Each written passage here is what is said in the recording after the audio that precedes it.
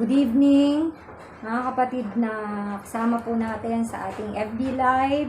Welcome to JSMC family at sa lahat po ng ating pong nakasubaybay at nakatunghay sa ating pong FB Live. Magandang gabi po, sumayin niyo po ang pagpapala ng Panginoon. Magsama-sama po tayong muli sa ating devotional message this Friday. At ang ating pong tema ay Exploring the New Way. And our topic for tonight is Parable of the Yeast. Samahan niyo po akong basahin sa aklat po ng Matthew chapter 13, verse 33 NIV.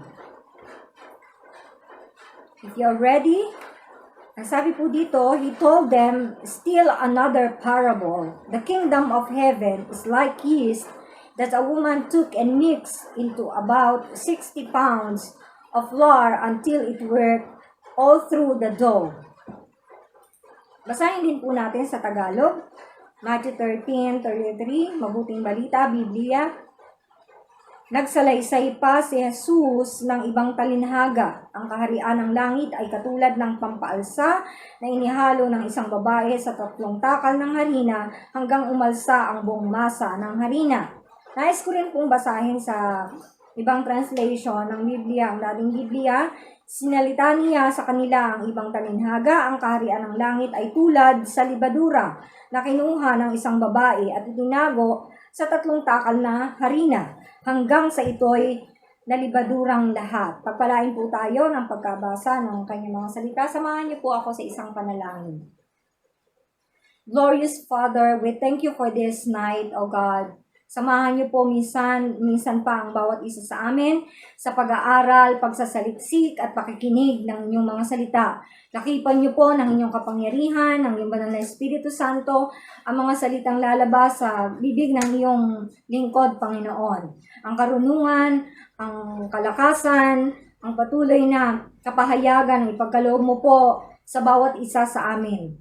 Nawa ito ay magdulot sa amin ng ibayong kalakasan, ibayong karunungan at pagpapala sa buhay ng bawat isang nakikinig sa gabing ito. Salamat po sa inyong banal na Espiritu Santo na mag-aayag po sa amin ng talindhaga ng iyong mga salita upang ito ay patuloy na kumilos at malayang makapamuhay ang bawat isa sa amin ayon sa iyong kalooban. Salamat po sa inyong kapangyarihan. Ito pong aming dalangin sa pangalan ng aming Panginoong Hesus. Amen. Everybody say Amen. Amen.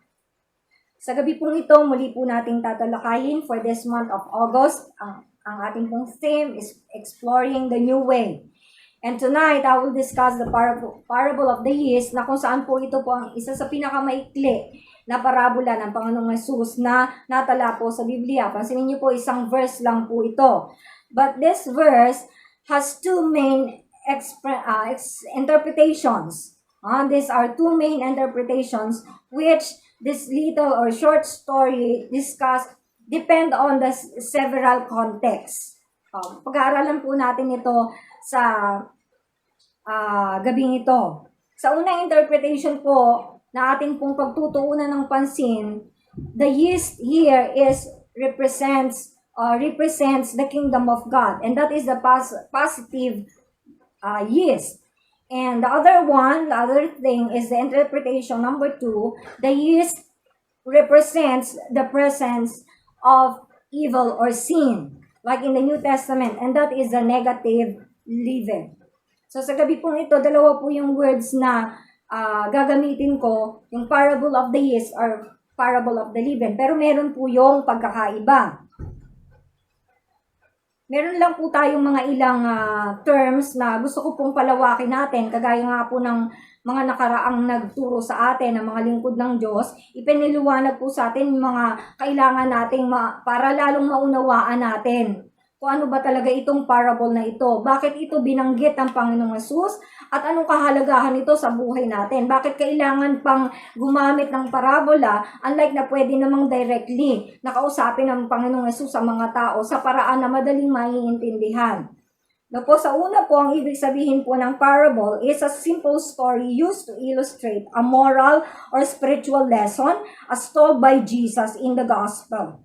So ito napakasimpleng story sa Bible, pero malalim ang pinaghuhugutan nito. Usong-uso yan ngayon, no? Ang daming hugot ng tao ngayon.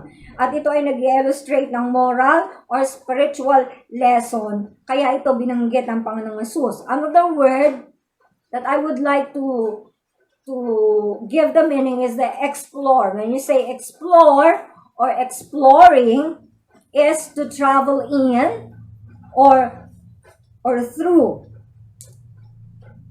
Unlike you will travel in unfamiliar country or area. So, ibig sabihin, when you say explore, hindi mo masyadong kabisado yung lugar na pupuntahan mo o kung saan ka maglalakbay. Unfamiliar country or unfamiliar area. Hindi ka familiar doon sa lugar na yun. Hindi mo masyadong gamay. No? Kaya nag-explore. So, ibig sabihin nito,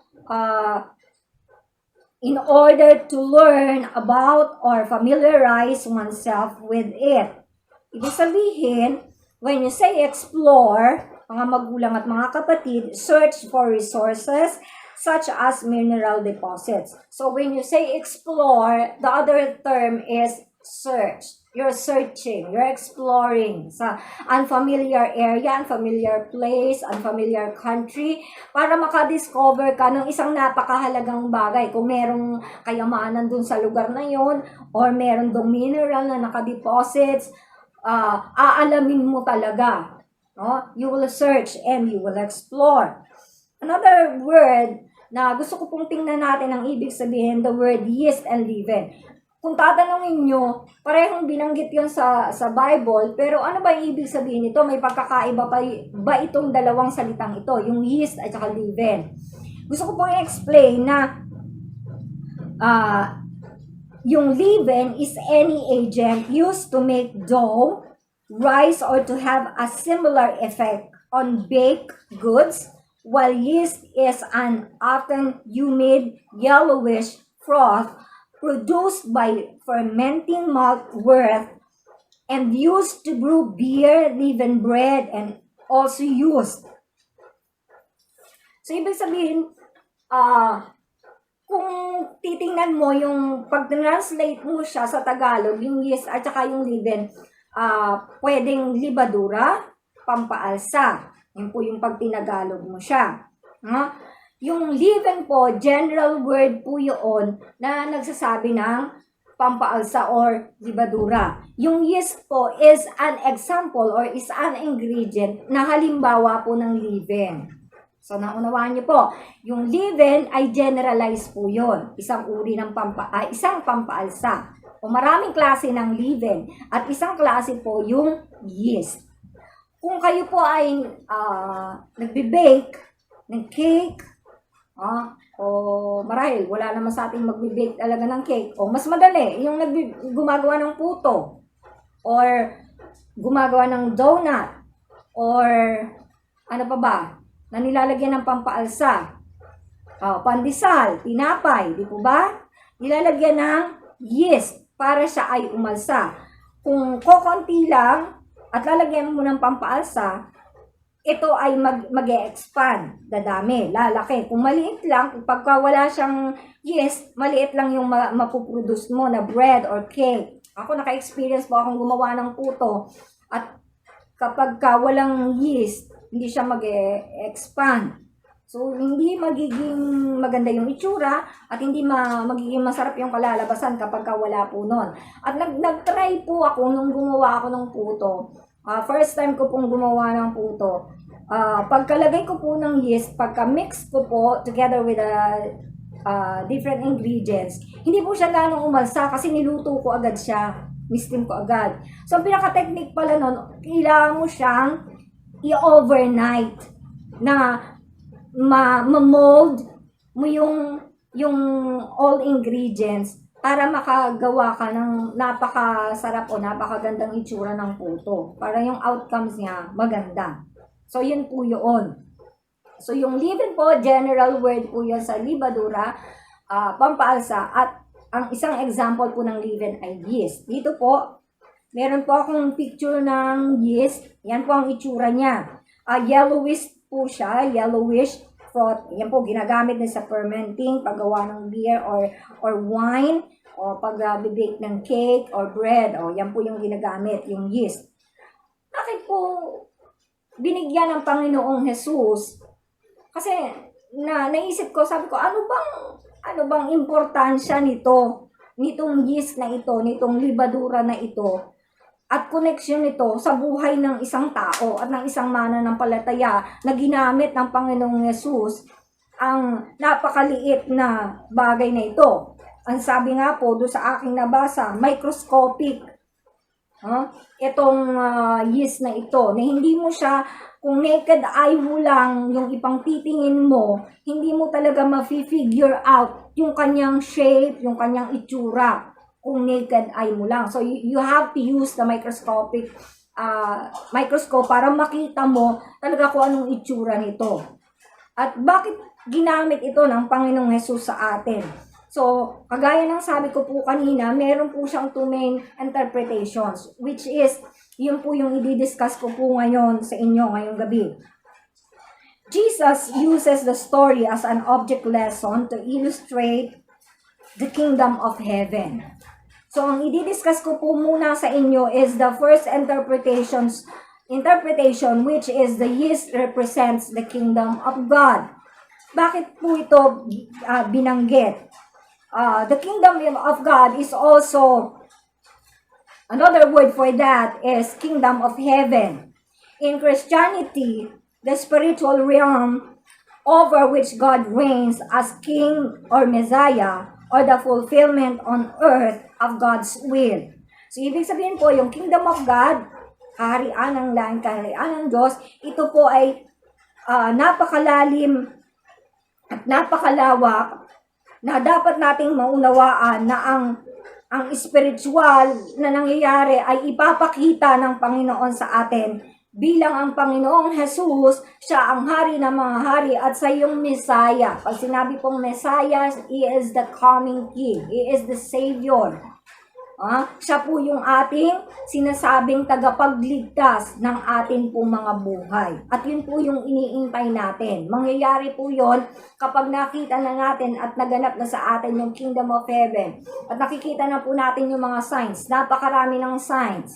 Kabi-kabila, lindol, bagyo, war,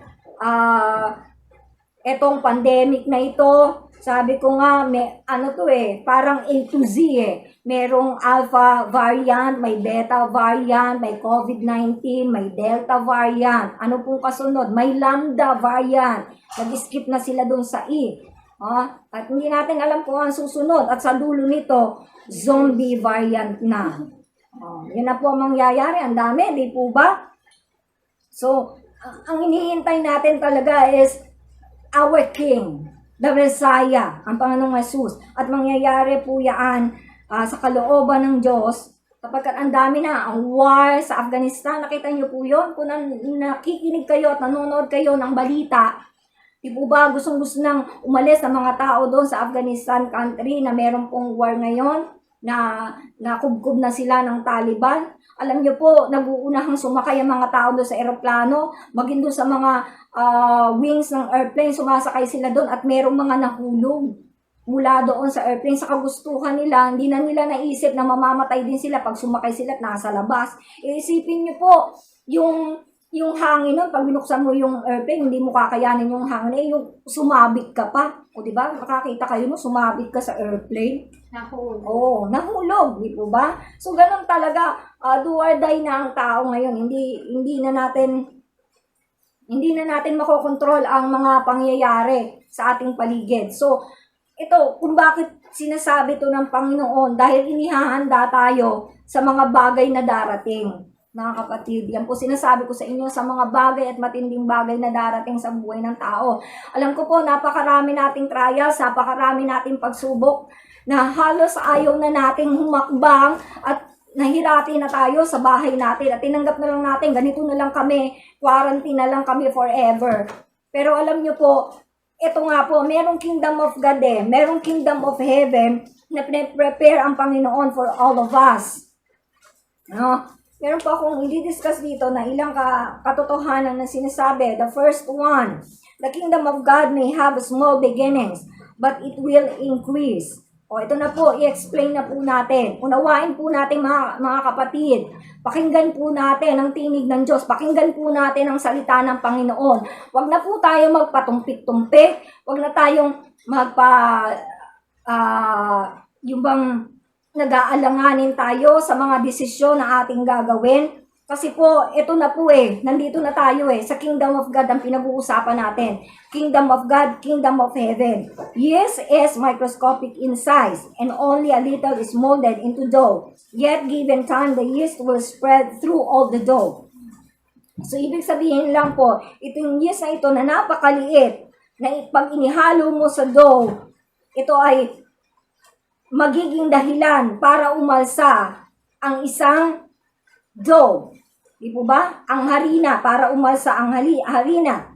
In the same way, Jesus' domain started with 12 men in an obscure corner of Galilee. But it has spread throughout the world. The gospel makes progress. Amen. So, ibig sabihin lang, kagaya ng yeast na microscopic in size, napakaliit, pero malaki ang himalang magagawa nito pag inihalo mo dun sa dough, sa harina, para makalikha ka ng isang malaki na tinapay o malaking cake o umalsang cake. Kagaya ang Panginoong Jesus, kanino ba siya nag-umpisa? Sa 12 disciples. Kanino siya nag-umpisa? Sa fisherman, kay Andrew, di po ba kay Peter? Nag-umpisa siya hindi doon sa malaking kongregasyon. Nag-umpisa siya doon sa mga simpleng tao. No? Nag-umpisa siya sa 12 disciples. So, ganun, ang Panginoon ay mag-uumpisa sa iyo at sa akin. Sa atin, mag-uumpisa siya.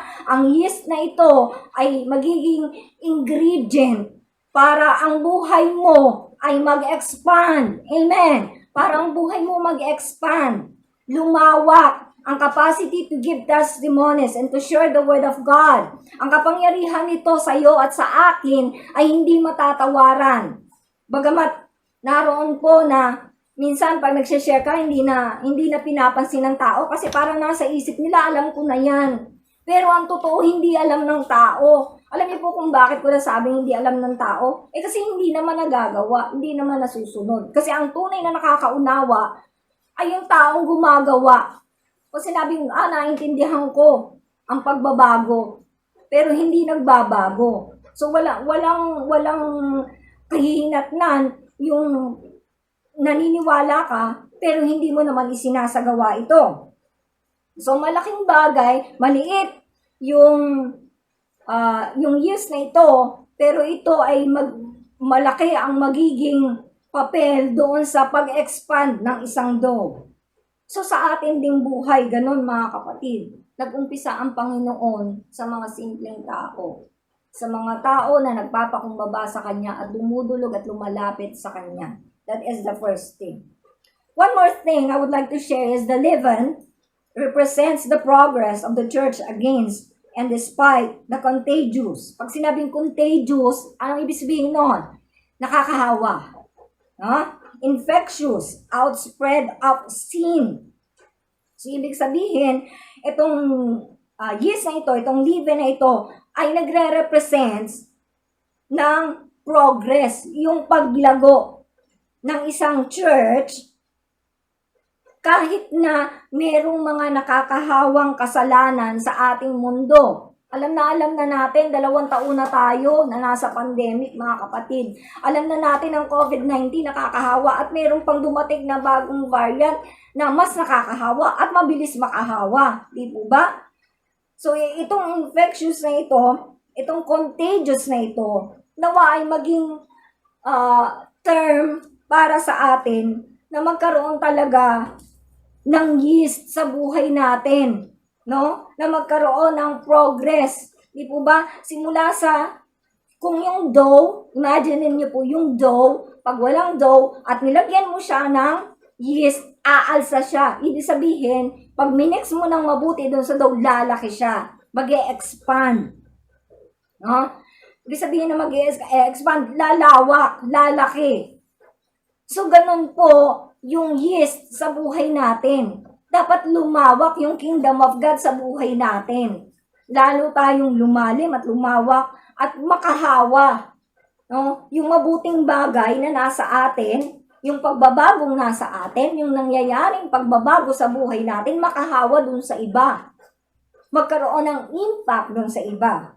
Yung pagbabago nangyayari kagaya ng yeast na ginagawa niya pag inihalo na siya sa dough. Di po ba? Nakakita po, nakakatuwa di po ba na pag inihalo mo yung yeast at inilagay mo na sa pugon yung dough na may yeast, nakita mo, umuusbong siya, di ba? Lumalak siyang bigla. At nakakatuwang tingnan. No? Na merong nangyayaring miracle doon sa tinapay na yon.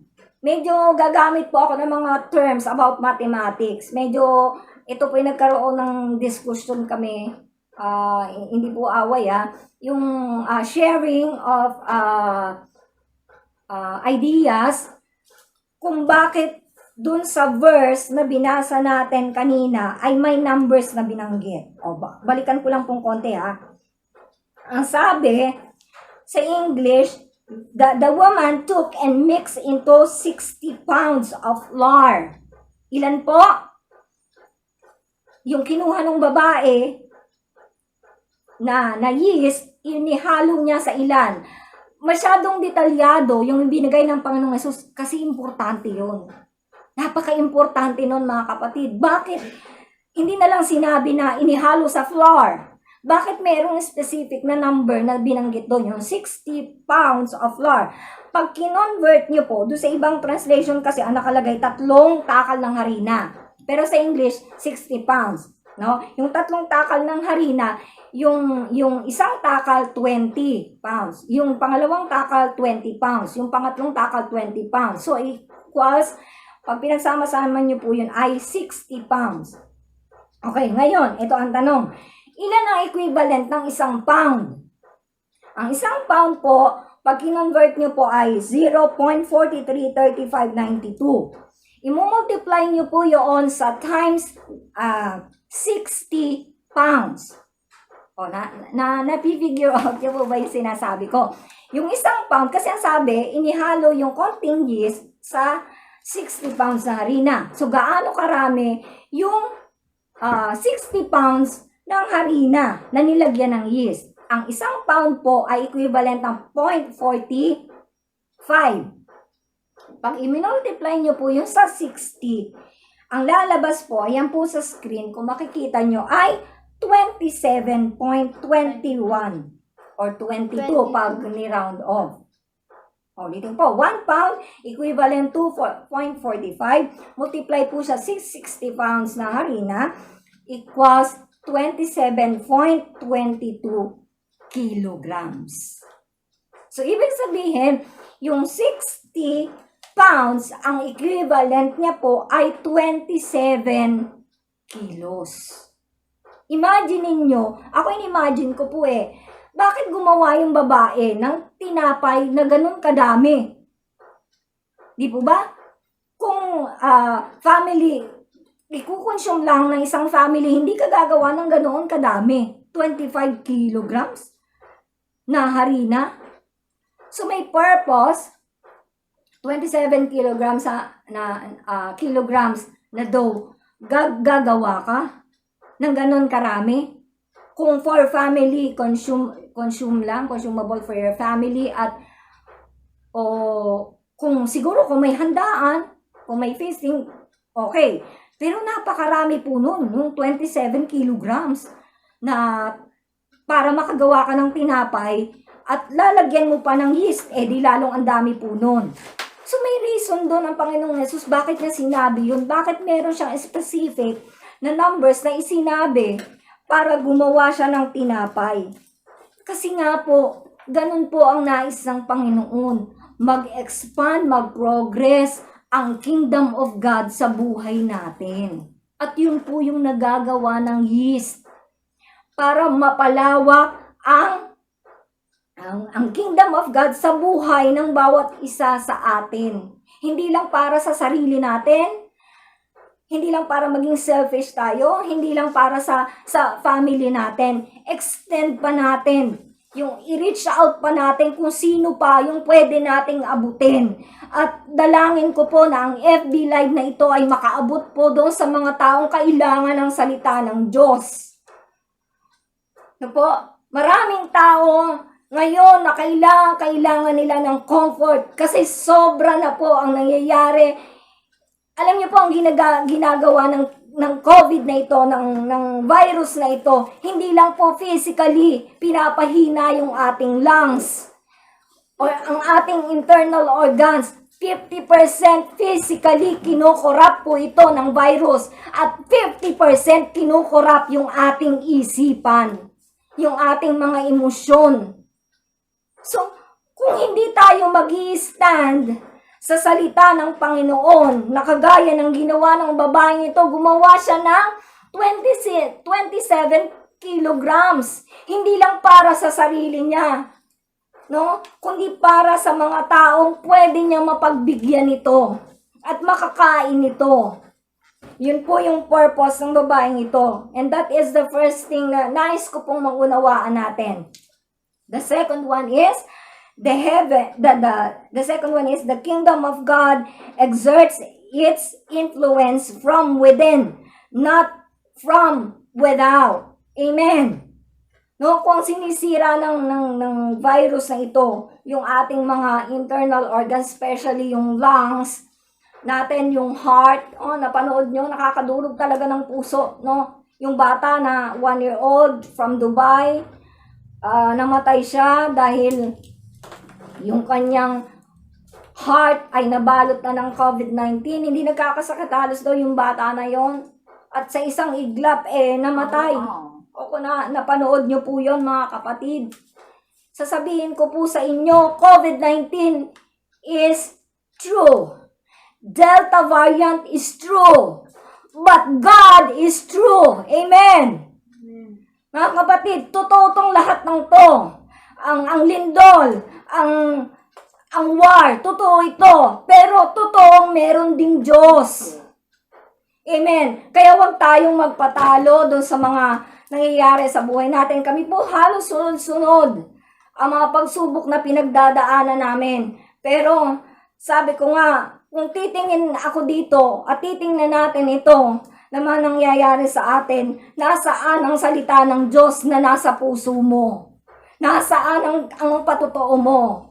Ano ang kapangyarihan ng salita ng Diyos sa buhay mo? And that is the yeast na binabanggit dito. Maikli lang story na ito, pero merong dahilan ang Panginoong Jesus kung bakit niya to binanggit. Kasi para paalsahin yung maliit na dough, yung buhay mo umalsa dahil sa kapangyarihan ng Panginoon. The parable of the leaven represents the great power of transformation in the lives of God's children that God's word causes. Amen. Ang parabola na ito, parables na ito, sa Tagalog, talinhaga, pero sa Greek word, yung naririnig ko lagi sinasabi ni Pastor Dante, yung parabola, Greek or Latin word yon na ginagamit.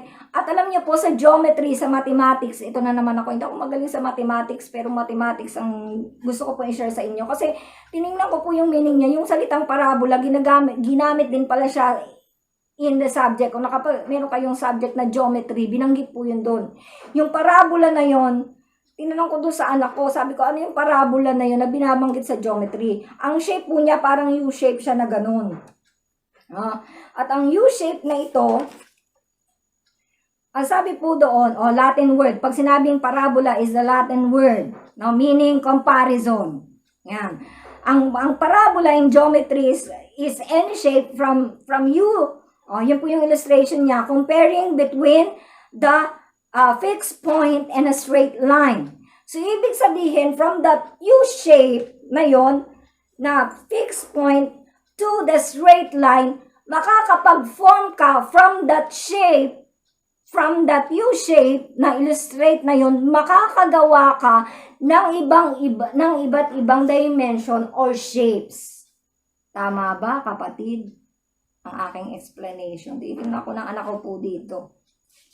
So, titingnan nyo, from that U-shape lang po palang yun, makakagawa ka ng iba't ibang klase ng shape. Ay, alam natin yung mga shape, merong 2D, tsaka 3D, di ba? Galing ba yun doon sa geometry na yun? Yun. So, ibig sabihin lang, yun yung sinasabi ng Panginoong Hesus na parables, nagre-represent siya ng great power. No? Great power of transformation in your lives. May nakita ka na bang transformation sa buhay mo? O hanggang ngayon, nung nakakilala ka sa Panginoon, ganun ka pa rin hanggang ngayon. O kayo po makakasagot niyan. No? At pag pinapakinggan mo ang salita ng Panginoon, itong salita ng Diyos na ito yung yeast na magkakauses ng progress at transformation sa buhay mo. Amen. Amen for that. Another one is, as leaven penetrates every part of the dough that is put in it, so the teaching of Christ penetrate the lives of those who assimilate it in their hearts and minds and are willing to be perfected by it. Amen. So, yung yeast, pag inahalo mo doon sa dough kasama ng ibang ingredients, merong miracle na nangyayari doon. Silently, no, na nangyayari doon sa dough because of the yeast.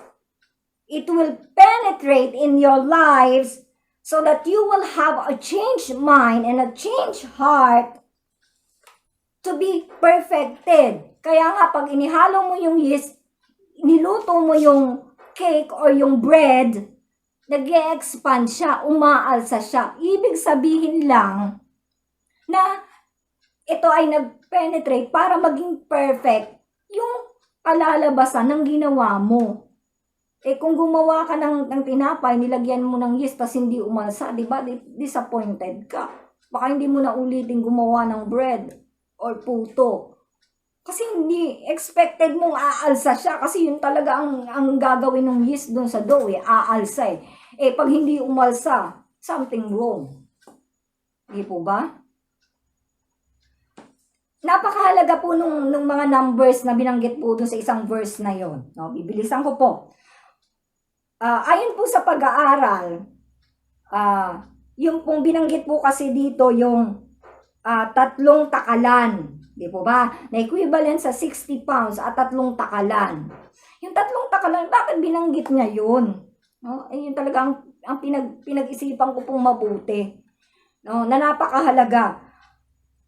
Ang nakita ko doon, ano ba yung mensahe nito? There are 3 takalan o measures represents yeast. Doon sa takalan na yon, ano yung 3 dapat nating taglayin? Una, yung love. To expand, para umalsa yung tinapay na yun, anong kailangan sa atin, sa buhay natin? Love.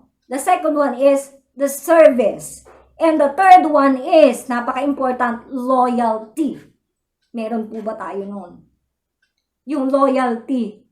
Kung kayo po nakatanggap ng loyalty award, ibig sabihin, simula nung pumasok ka doon sa eskwelahan na yun, hanggang sa matapos ka doon ka nag-aaral. Di po ba? Ganun po yung loyalty.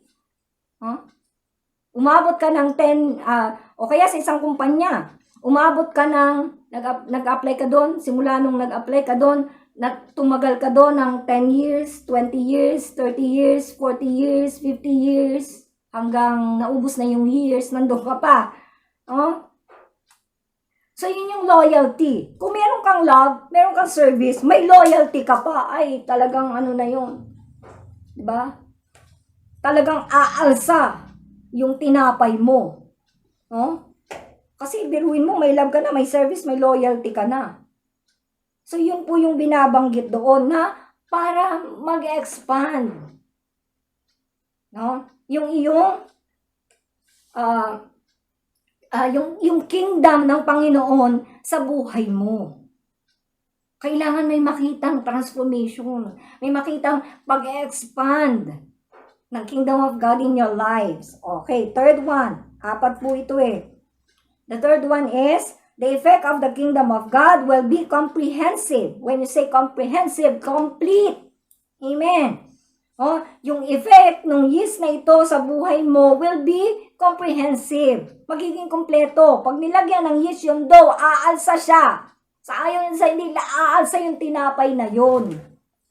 Mga kapatid, mga magulang. Just as yeast work until the dough has completely risen. The ultimate benefit of the kingdom of God will be worldwide. The earth will be filled with the knowledge of the glory of the Lord as the waters cover the sea. It is mentioned in Habakkuk chapter 2 verse 14. No? Ibig sabihin, that is the glory of God. Completely risen in your life.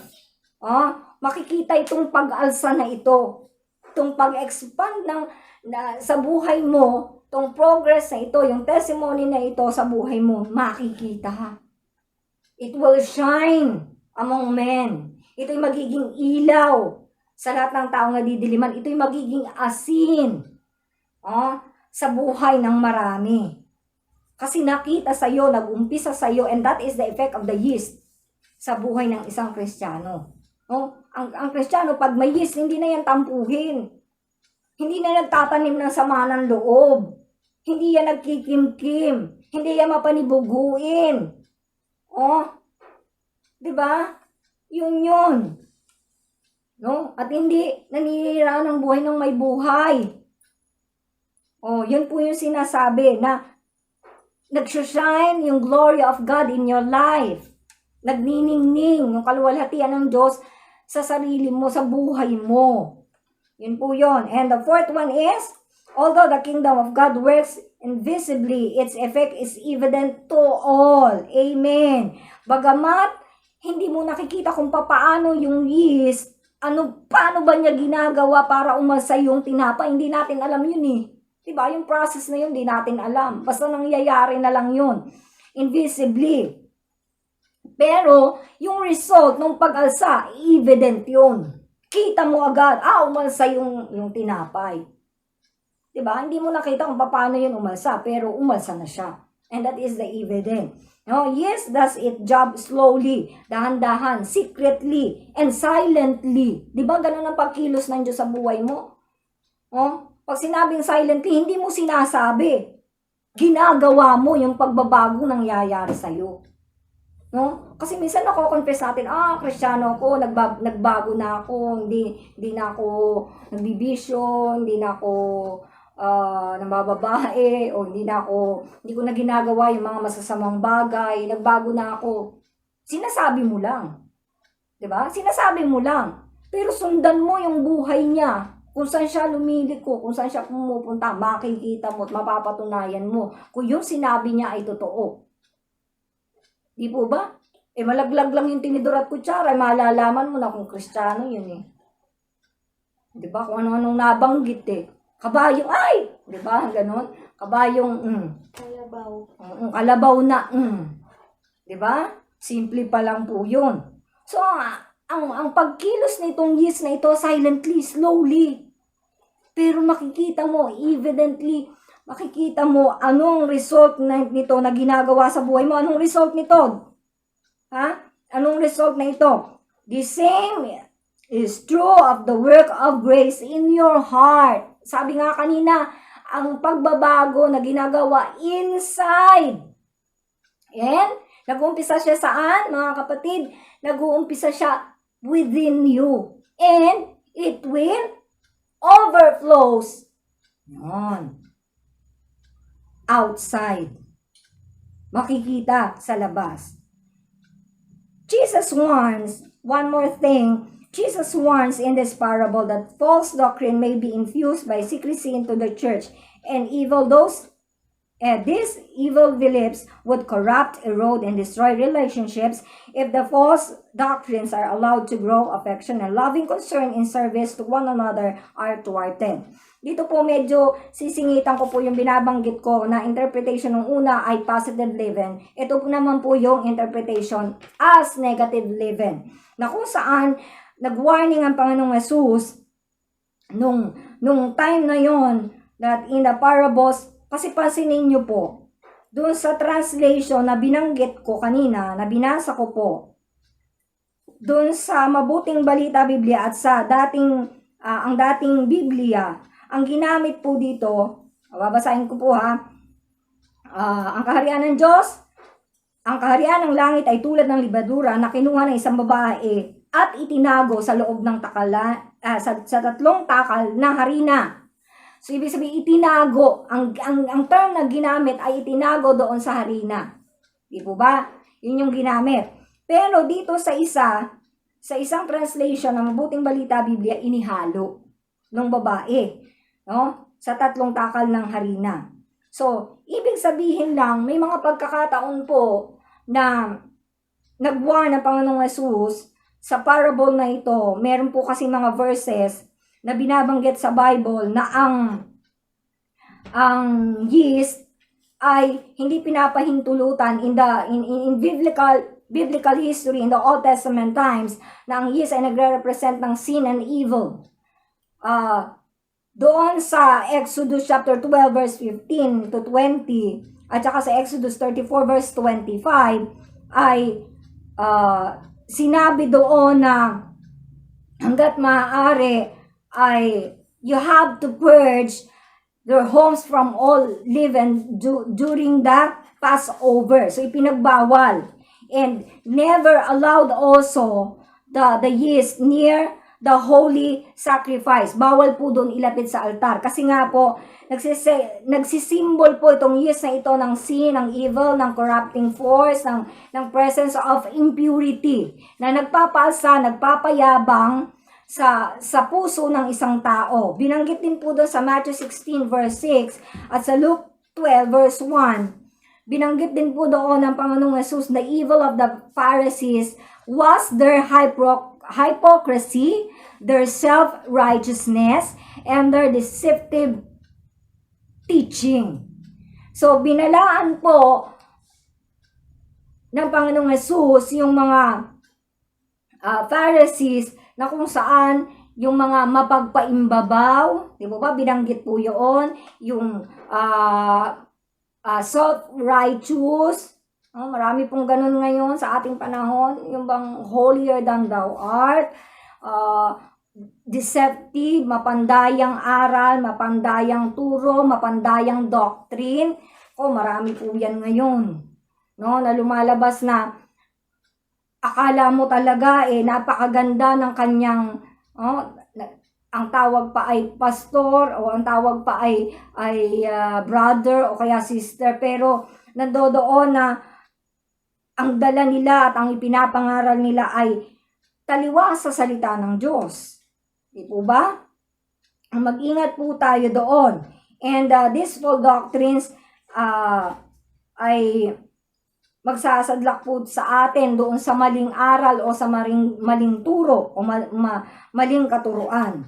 No? Mga kapatid, kaya nga po nung minsan na nabanggit doon sa nabasa ko sa post sa isang FB, nag-comment siya, sabi niya, bakit yung mall open? Bakit yung market open? Bakit pa yung mga churches naka-closed? Once a week lang naman yun. Bakit ayaw i-open? Yun na nga po Diba? Lahat ng ino-open nila, pero ang church binibigyan nila ng limitasyon. Ngayon po, ito po yun. Yung yeast na nasa atin, yeast na nasa iyo ngayon, expand mo. Kahit na ikaw ay naka-quarantine, merong silently, slowly, progress in your life, transformation in your life. Ano ang magagawa mo? Ano ang magagawa ko? At bakit kailangan ko itong gawin? Nakakatuwa po, Kasi ang sabi po sa 2 Corinthians chapter 3 verse 18 sa NIV, and we all who with unveiled faces contemplate the Lord's glory are being transformed into His image with ever increasing glory which naputol dito,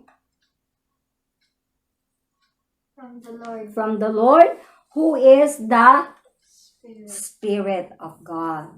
Ayan. So, ito po yun eh. Yung glory ng Panginoon na nasa iyo. Na naghahari sa buhay mo at sa puso mo. Na nagbago ng buhay mo. Kailangan itong mag-expand. No? Kailangan itong umalsa. No, ihalo natin itong yeast na ito, itong word of God ito sa buhay natin para mag-expand yung kingdom of God sa buhay mo. The ever increasing glory of God in your life through the Holy Spirit. And remember, brother and sisters, iwanan ko po sa inyo, the time has come. The time has come, He said, the kingdom of God has come near. Repent and believe the good news. Mark chapter 1 verse 15. Ito na po yung panahon.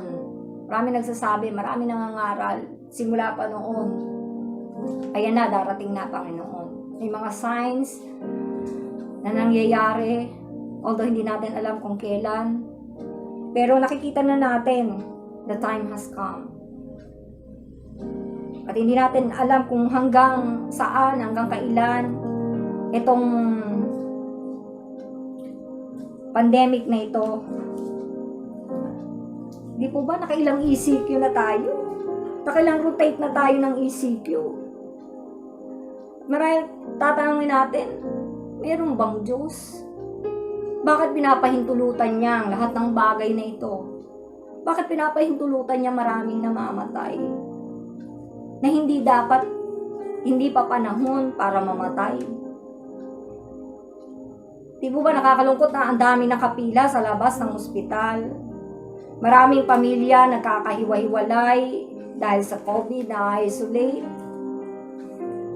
Maraming pamilya na cremate na lang yung kanilang sa buhay dahil nga COVID, hindi nila maiburol at kailangan i-cremate. Hindi nila naalagaan, hindi nila nabantayan. Marami pong nangyayari sa ating paligid na hindi natin kontrol.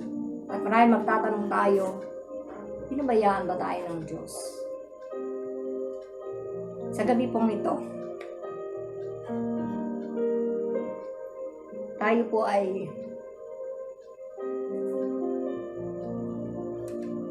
manalangin.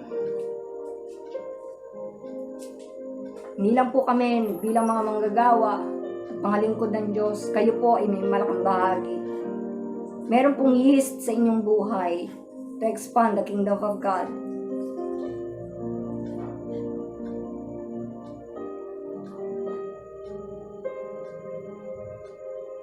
Tayo po ay manalangin. Panginoon, salamat po sa inyong katapatan sa buhay ng bawat isa sa amin.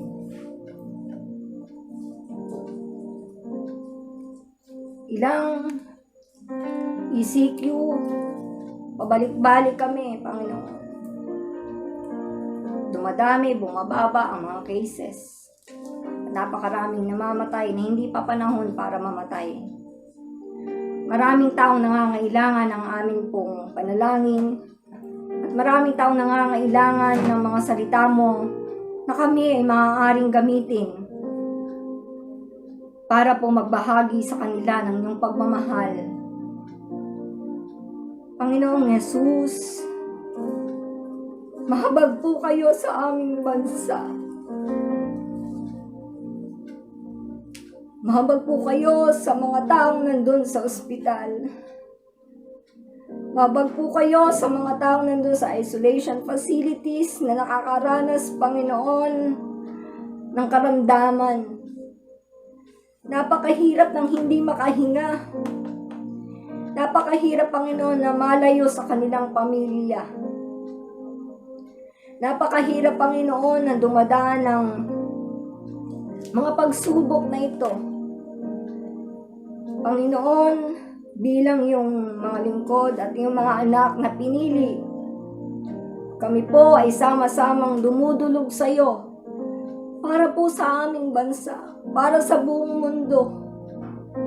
Kung hindi namin kayang ikontrol ang mga bagay na nangyayaring ito, kayo po ang nakaalam, kayo po ang nakababatid ng lahat ng ito.